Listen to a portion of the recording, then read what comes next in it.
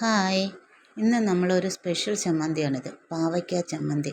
നിങ്ങളൊക്കെ ഉണ്ടാക്കിയിട്ടുണ്ടോ എന്നറിയില്ല, ഉണ്ടാക്കിയിട്ടുള്ളവർക്കറിയാം. ഇത് വളരെ ടേസ്റ്റിയാണ്. അതിന് ഞാൻ ചെയ്തത് ഇതുപോലൊരു പാവയ്ക്കയാണ്.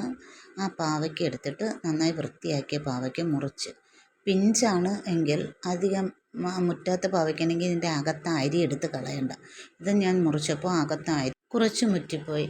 അങ്ങനെ ഞാൻ പിന്നെ അരി മൊത്തത്തിൽ ഇതുപോലെ നമുക്കങ്ങ് നീക്കം ചെയ്യാം, മുറ്റിയതാണെങ്കിൽ. അല്ല എങ്കിൽ നമുക്ക് ആ പിഞ്ച് അരിയോടെ തന്നെ അരിഞ്ഞെടുക്കാവുന്നതാണ്. ഇതുപോലെ ഞാൻ നീക്കം ചെയ്തിട്ട് പിന്നെ ഇനി നമുക്കിതിന് വേണ്ട ഒന്ന് ഗ്രേറ്റ് ചെയ്തെടുക്കുക, അല്ലെങ്കിൽ ചോപ്പ് ചെയ്യുക, അല്ലെങ്കിൽ പിച്ചാത്തി കൊണ്ട് തീരെ പൊടിയായിട്ട് അരിഞ്ഞെടുക്കണമെന്നുള്ള, ഏറ്റവും പൊടിയായിട്ട് തന്നെ അരിഞ്ഞെടുക്കണം. എന്നാലേ നമുക്കത് ചെയ്തെടുക്കുമ്പോൾ അതേ രീതിയിൽ കിട്ടത്തുള്ളൂ. ഞാൻ ഇത് ഗ്രേറ്റ് ചെയ്താണ് എടുത്തത്. ഇത്രയും ചെറുതായിട്ട് എനിക്ക് കിട്ടി. ഇനി നമുക്കിതങ്ങോട്ട് മാറ്റി വെച്ചിട്ട് നമുക്ക് അടുപ്പത്തേക്ക് ഒരു പാത്രം വയ്ക്കാം. അത് വെച്ച് ചൂടാകുമ്പോഴേക്കും ഒരു 2 സ്പൂൺ വെളിച്ചെണ്ണ ഒഴിക്കുക. വെളിച്ചെണ്ണയിൽ തന്നെ ഇത് ചെയ്യുക. എന്നിട്ട് നമുക്ക് ചമ്മന്തിക്ക് എരിവിന് ആവശ്യമായ മുളക്, ഞാൻ 3 വറ്റൽ മുളകാണ് എടുത്ത്, അത്ര എരിയുടെ ആവശ്യം ഇവിടെ ഉള്ളൂ. അതുകൊണ്ട് അത് നന്നായിട്ട് എണ്ണയിലേക്ക് വറുത്ത് കോരി മാറ്റുക. എന്നിട്ട് അതിൽ ബാക്കി വരുന്ന എണ്ണയിലേക്ക് ഞാൻ ഒരു ചെറിയ സ്പൂൺ മല്ലി, അതും കൂടെയാണ് ഇടുന്നത്. ഇത് മല്ലിയാണ്. ആ മല്ലിയും കൂടെ ഇട്ട് വറുത്തു. അത് നന്നായിട്ട് തന്നെ മൂപ്പിക്കണം, കരിഞ്ഞു പോകാതെ മൂപ്പിച്ചെടുക്കണം.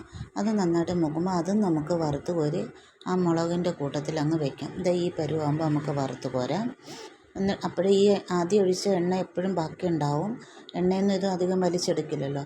ആ എണ്ണയിലേക്ക് തന്നെ 1 സ്പൂൺ ഉഴുന്ന് ഇടുക. ആ ഉഴുന്നും കൂടെ ഇട്ട് ഉഴുന്ന് നന്നായിട്ടൊന്ന് മൂപ്പിക്കണം. ആ ഉഴുന്ന് മൂപ്പിച്ചിട്ട് ആ ഉഴുന്ന് നമ്മൾ ആദ്യം വറുത്ത മല്ലിയുടെയും മുളകിൻ്റെയും കൂട്ടിലേക്ക് കോരി വയ്ക്കാം. ഇതേ പരുവം ഉഴുന്നാകുമ്പോൾ നമുക്കതിൻ്റെ കൂടെ വാരി വയ്ക്കാം.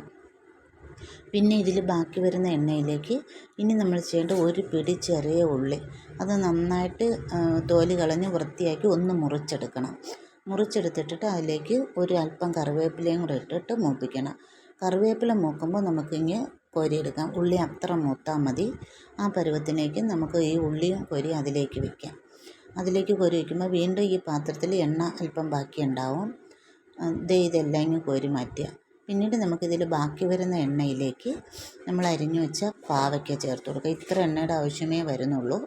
അത് ചേർത്ത് നന്നായിട്ടൊന്ന് ഇളക്കി മൂപ്പിക്കണം. ഇത് മൂത്ത് വരുന്നതിനകം തന്നെ നമുക്കിതിലേക്ക് ഇളക്കുന്നതിനിടയിൽ ഒരു മുറി നാരങ്ങയുടെ നീര്, ഒരു മുറി നാരങ്ങയുടെ ആവശ്യമുള്ളൂ. അത് എന്തിനാണെന്ന് വെച്ചാൽ ഈ പാവയ്ക്കയുടെ കയ്പ്പ് രസം ഒന്ന് കുറയാൻ വേണ്ടിയിട്ടാണ്.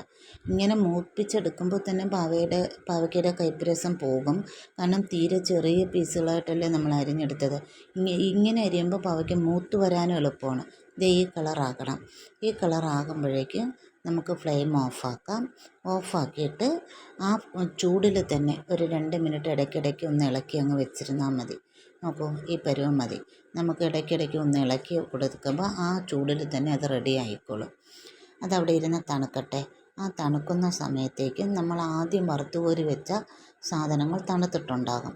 നമുക്ക് ആദ്യം അതിൽ നിന്ന് മുളക് മാത്രം എടുത്ത് മിക്സിയുടെ ജാറിലേക്ക് ഇട്ട് പൊടിക്കാം.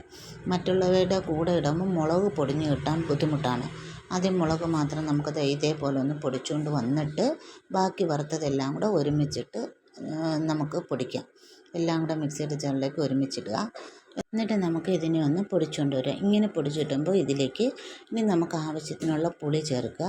പുളി ചേർത്തിട്ട് ചമ്മന്തിക്ക് ആവശ്യമായ തേങ്ങ, നമ്മൾ എത്രത്തോളം പാവയ്ക്ക എടുത്തോ അതിനനുസരിച്ച് തേങ്ങ ചേർക്കണം. ഞാൻ ആ ഒരു പാവയ്ക്ക എടുത്തുകൊണ്ട് 1 മുറി തേങ്ങയാണ് ഞാൻ ചേർത്തത്. ഒരു വലിയ പാവയ്ക്കയുണ്ട്. വറുത്ത് വരുമ്പം കുറച്ചേ ഉണ്ടാവത്തുള്ളൂ. പിന്നെ അതിലേക്ക് ചമ്മന്തിക്ക് ആവശ്യമായ ഉപ്പും കൂടെ ചേർത്ത് അതിനെ ഒന്ന് അരച്ചുകൊണ്ട് വരാം. ഈ രൂപത്തിൽ അരച്ചുകൊണ്ട് വന്നിട്ട് ഏറ്റവും അവസാനം നമ്മൾ വറുത്ത് വച്ചിരിക്കുന്ന പാവയ്ക്ക ചേർക്കണം.